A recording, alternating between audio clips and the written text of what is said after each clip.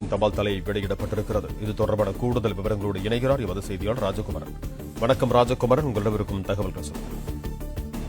தமிழ் வேந்தர்களின் வரலாற்றிலே சுவரன் மாறன் என்கின்ற இயற்பெயர் கொண்ட இரண்டாம் பெரும்பிடுகு முத்திரையர் தான் முதலாக தஞ்சாவூரை உருவாக்கி ஆட்சி செய்த மன்னராக கருதப்படுகின்றார்.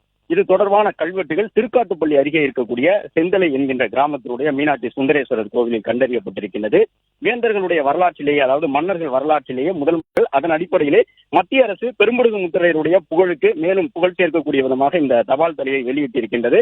இரண்டாம் பெரும்பிடுகு முத்திரையரை பொறுத்தவரை பிற்கால சோழர்கள் என்று சொல்லப்படக்கூடிய சோழ மன்னர்களுக்கு முன்பாகவே தஞ்சாவூரை ஆட்சி நடத்தியவர்.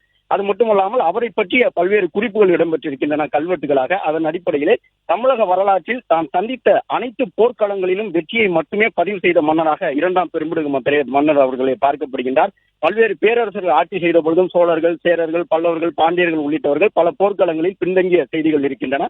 ஆனால் இரண்டாம் பெரும்பிடுகு முத்திரையரை பொறுத்தவரை கன்னி தமிழ் பேசக்கூடிய அந்த காவிரி கரைவெளி முழுவதுமாகவே ஆட்சி நடத்திய மன்னர் என்று அவரை பற்றிய வெண்பாக்களில் இடம்பெற்றிருக்கின்றன. கல்வெட்டுகளாக அவை இப்பொழுதும் பார்க்கப்படுகின்றன. அதன் அடிப்படையிலே தன்னுடைய அவையிலே 4 புலவர்களை கொண்டு தமிழ் மொழிக்கு சிவஸ்திஷி என்று தொடங்கக்கூடிய அந்த புகழ் பாடக்கூடிய மன்னர்களுடைய கல்வெட்டுகளுக்கு முன்பாகவே தமிழில் தூய தமிழிலே வெண்பாக்களை வடித்து அதில் தன்னுடைய போர் செய்திகளை பதிவிட்ட முதல் மன்னராகவும் பெரும்பிடுகு முத்திரையர் பார்க்கப்படுகின்றார். பிற்காலத்தில் வந்த மன்னர்களுக்கு சஷ்டிஸ்ரீ என்று குறிப்பிட்டு தங்களுடைய போர்க்கள வெற்றியை பதிவு செய்வார்கள். அதற்கு முன்னோட்டமாக பெரும்பிடுகு முத்திரையர் தான் முதலாக தன்னுடைய வெற்றிகளை கொடும்பாலூர், காய்ந்தறிந்தான் உள்ளிட்ட ஒவ்வொரு போர்க்களம் தொடர்பாகவும் எந்த மன்னர்களை அவர் வெற்றி கொண்டார் என்பதையெல்லாம் வெற்றி செய்திகளை வெண்பாவாக தூய தமிழிலே கல்மில் எழுத்தாக செந்தலை, நேமம் உள்ளிட்ட பகுதியிலே 1000 சிவன் கோவில்களை கட்டி அதில் பதிவு செய்தவர் என்று வரலாற்றில் ஏற்கப்பட்டிருக்கின்றார்.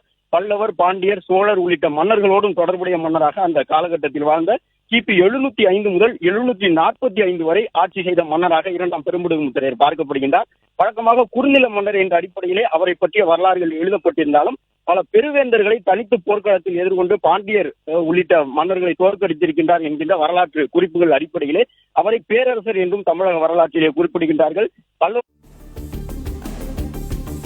நன்றி ராஜகுமரன், உங்க தகவல்களுக்கு.